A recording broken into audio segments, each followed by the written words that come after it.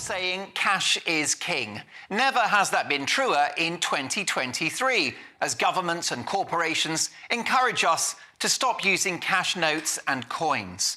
New research from Link, the cash machine people, published in the Daily Mail, shows that more than half of the public have had their cash rejected by retailers or been discouraged from using it in recent weeks. The dash towards a cashless society is affecting huge numbers of shoppers who want to make purchases with coins and notes.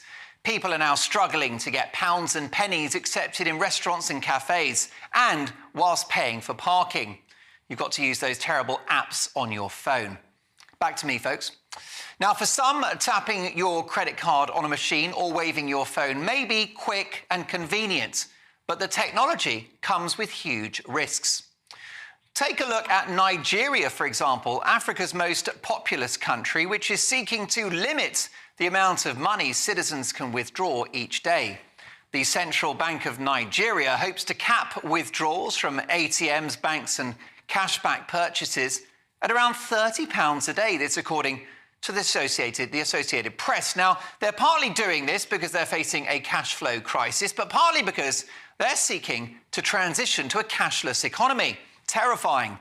In my view, this is part of a wider campaign at government and corporate level to kill cash altogether and potentially in time transfer all of us to a digital programmable currency controlled by the state.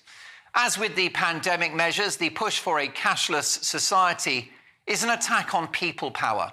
If you have cash, your spending habits cannot be traced and your funds cannot be frozen, in the way, of course, that they can with a digital currency.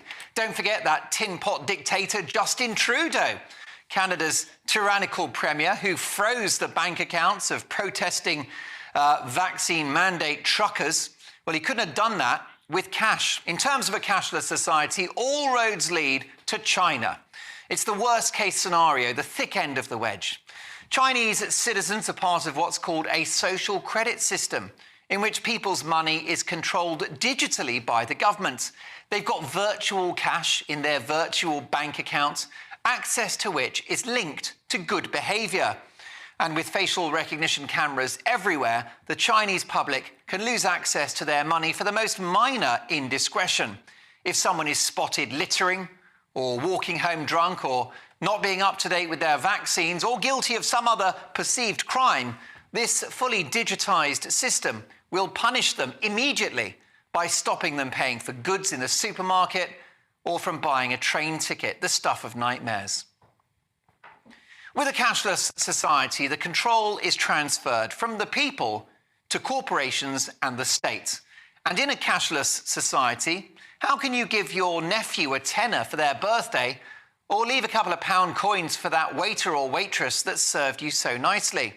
How can you help out a homeless person that needs a few quid to get by? They don't have machines. What about the wonderful informality of a retired pensioner cleaning your windows or doing a bit of gardening and receiving a crisp £20 note as a thank you? A cashless society will spell the end of the informal, discretionary economy.